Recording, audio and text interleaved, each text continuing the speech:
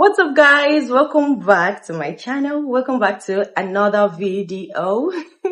It's been a long time I did a sit-down video, so I am so hyped. I'm so happy to do this. Thank you very much for clicking on my video. You've always been here. If this is your first time here, don't forget to subscribe. I talk mostly about motherhood and lifestyle. I am definitely going to enjoy it. This channel is the kit you need to go through your pregnancy, your motherhood, your postpartum, anything, name it. And I also share my life as a wife, a career woman, as a mom of one yet, but hoping to have two.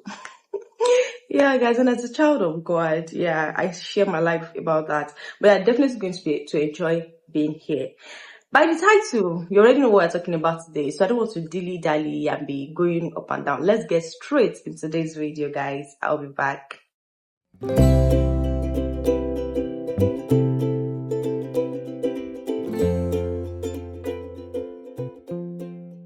Welcome back. So let's get straight into it. The first tip that I want to give you is talk with your boss and then circle back with the HR team. I know a lot of people want to keep their pregnancy discreet until the bump starts bumping, and then people start noticing that, oh, it seems this person is pregnant. But not all of us have that opportunity. Someone like me, it was because I was falling sick and I went to the hospital to find out, what is wrong with me. That was how I knew that I was actually pregnant. I was already falling sick before I knew I was pregnant.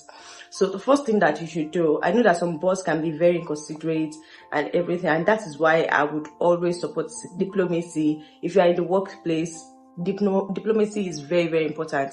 Know your boss and know how to do what you can do to get by. Do you get what I'm trying to say?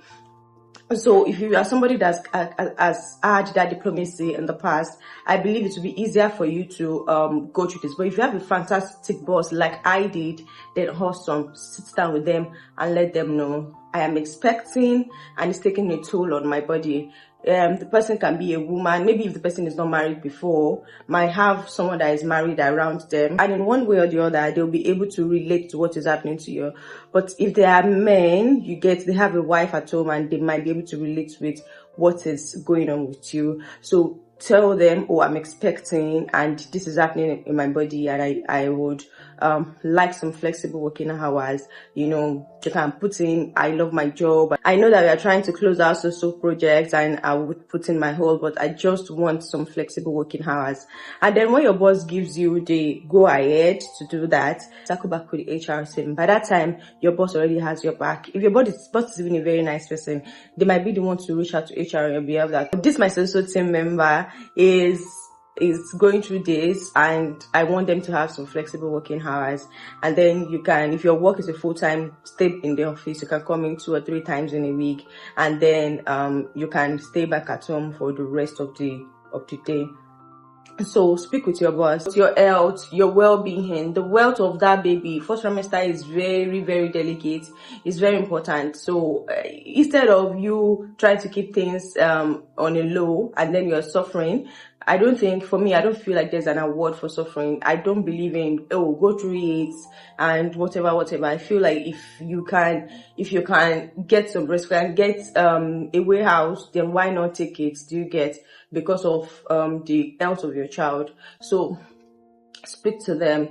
Try to be as calm as you can. Try to be as professional as you can. If you don't want to dish out too much information, you can find a way to go around it. But the bottom line is that get a flexible working hour. I'm coming from this point because I work a 9-to-5 job and it's a full-time going to the office every day. Although sometimes I get the opportunity to work in a hub that is close to my house, but still I have to go into the office, and it wasn't easy at all. And mine was even worse because I was working with the MD's office. Like I was, my life was like literally tied to the MD. For some people, you are working in a team, there are like 6, 7 of you in a team. It's still easier. If one person is not around, other person can cover for it. I had no one to cover for me because I was working directly with the MD and it was very stressful. But I'm so grateful to God that I had an amazing boss. But I literally sat down with him so that he could know what I am currently going through, and I am advising the same to you too. So let's go to number 2. Number 2 is know what your HR policy says about sick leave. Oh my God, I suffered with this. I never even knew that there was something called sick leave. I did not know. And no one told me. That was very sad. Like, I felt really offended after I found out, and that was way after I had given birth. If I knew that there was something like that, I would have made use of that. Now I'm not asking you to exploit your employer, because you are going to start employing people by God's grace at some point in time. I don't want people to exploit you too. So if you feel like you are strong enough and you can go to work and they give you flexible working hours, then you don't have to take your sick leave.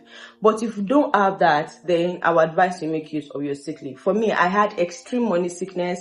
I couldn't down anything. I was vomiting. My electrolyte or something was low, or I don't know what is they call it then. I vomited to the extent that I started vomiting blood, and that is life-threatening. People say, oh, pregnancy is not sickness, but I don't believe that. I really don't believe that pregnancy is not sickness, especially first trimester. I feel like first trimester is full-time sickness for the mother. So read your HR handbook is your friend right now. Go to if you have a physical handbook, if you have a portal or a platform, HR platform, go there, read all the policies so that you can know which one that you can make use of at this point in time. Ask questions. If you have a friend, that's why I really always talk about the fact that if you are in a working environment, a lot of people say do your job and mind your business, but most times it's not the case. Make friends, be warm to people, because there are points in time in your life where you'll be vulnerable and you would really, really need these people's help. So read your HR handbook, know what you can take advantage of. I currently work in the banking industry, and I think that you have a month of paid leave, sick leave, right? You have a month of paid leave. I don't know if it's a month or 2 months. I'm not sure. But I know that you have close to I know you have a month. It might be more than that, but I know you have a month. So when that symptoms get really hard and you know that you can't do anything again, I think that is a good time to actually take your sick leave. That way, if you are somebody that you are still contributing in your home, you are still able to contribute during that time while you are still taking care of yourself and the health of your unborn child. So take that sick leave when the symptoms get so high. Apply for sick leave? You'll still be paid, but you'll still be able to take care of yourself. So let's go to point number 3. So number 3 is do a lot of work when you have that energy spark. What I noticed during my time is there is like 2 or 3 hours during the day where I know that, I feel sane a little bit. Like, I feel like, I can articulate things now. I can strategize things. I can type. I can do my PowerPoint. Look at that particular time, even if it's going to, especially if you have flexible working hours. Even if you have to go into work the next day, say I feel more calm around 7 to 9. Your work that are not admin work or sending emails, push that to during the day. Work that involves you calling, getting follow-ups, push that to during the day. But works that involves strategy, doing your PowerPoint, doing your financial worksheet, whatever that, things that has to do with that, do them at this time that you have the energy spark. If it is early in the morning when you get to work, that you think you feel that, which I feel like is almost impossible, because that is when the morning sickness is very tough, but just saying, do it at that point in time and then push the other work to that time where you feel like you don't have that much energy spark. Then I remember I told you that I was working with the MD. Times that I know that, maybe he has a presentation coming up, and I have to be the one to prepare the presentation. I make sure that I do it at this point in time that I know that, I have energy spark. I can write things down. I can think about things and come up with a conclusion.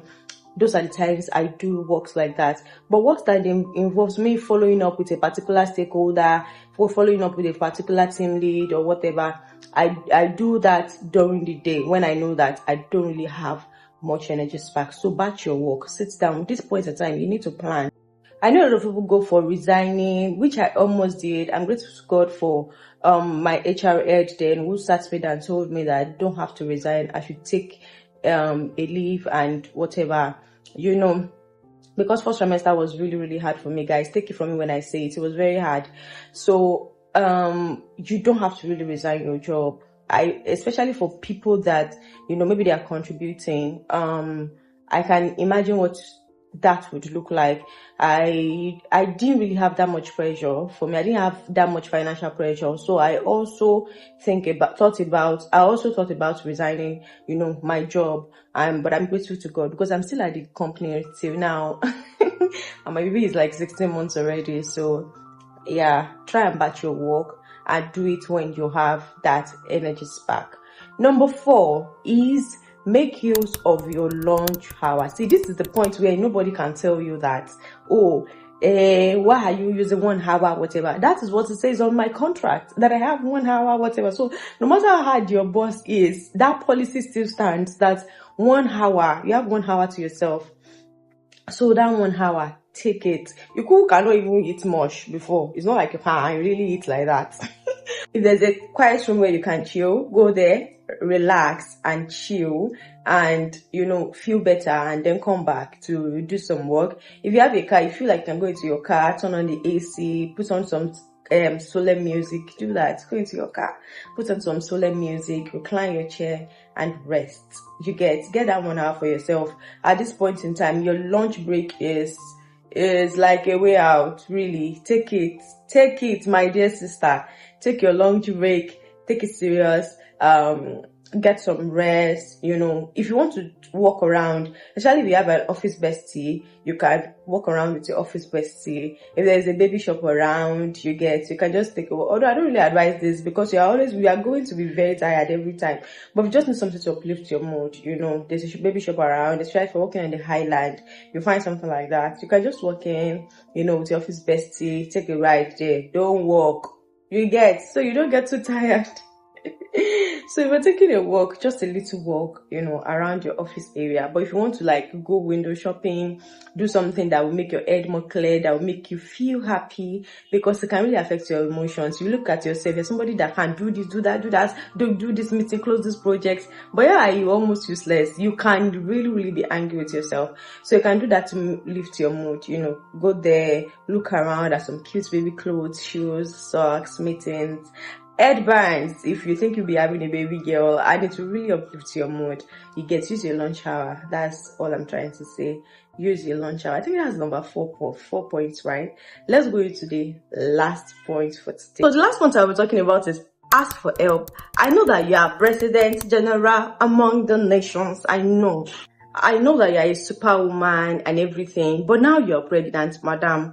So ask for help. Like, my heart would always say a prayer to my colleague. His name is Mr. Dayo. Oh my God, he carried me during my pregnancy. He really tried for me. God bless him. God bless his children, his wife, wherever they are. He was really good to me. So ask for help. If you have that colleague at work that that can help you out with a particular meeting, please tell them, I don't feel too good today. I don't think I have the energy. My mouth feels so sore today. It even got to a point where you can't hold your saliva and you spit every time, so you can't really talk. Ask for that help. Let somebody help you out. And when they help you out, don't feel that guilt like, oh, I'm the one who's supposed to be doing this. I know you're on the line for promotion and you're trying to, show that you're hardworking and everything, but now is not the time. Now is the time to take care of yourself. Now is the time to take care of your unborn child. The first trimester, I think I said it earlier, it's a very delicate point in time. Like, if you even go to the hospital and you say, oh, I want to register for this thing, they will tell you have to wait till 12 weeks, I think, because they believe that at that point in time, anything can happen to the baby. So you don't want anything to happen to your baby. You have to make sure that you take care of yourself and take care of your health and the health of your unborn child first before you now start thinking about that. So make sure you ask for help. You have that friend in your team that that can help you out, and that is why it is very good to speak to people. Let them know what you are going through. And one thing I found out is men are actually more empathetic than women. I don't understand why that is happening. A lot of women trying to be like, oh, I've gone through it, why are you like that? But when you went through it, did you like it? I don't think you should transfer that to another woman. For me, during my pregnancy, I felt like a lot of men were more empathetic to me than women were. But that is not what we're talking about today. So ask for help. You will get that promotion later. Now, please concentrate on having your baby first. I think I have said a lot, guys. Thank you for watching to the end, if you did. Please, if there are any other points that you think I should have talked about and I did not, please put it down in the comment section and let's talk about it. Till we meet next week, guys. I love you so much. Take care of yourself. Bye.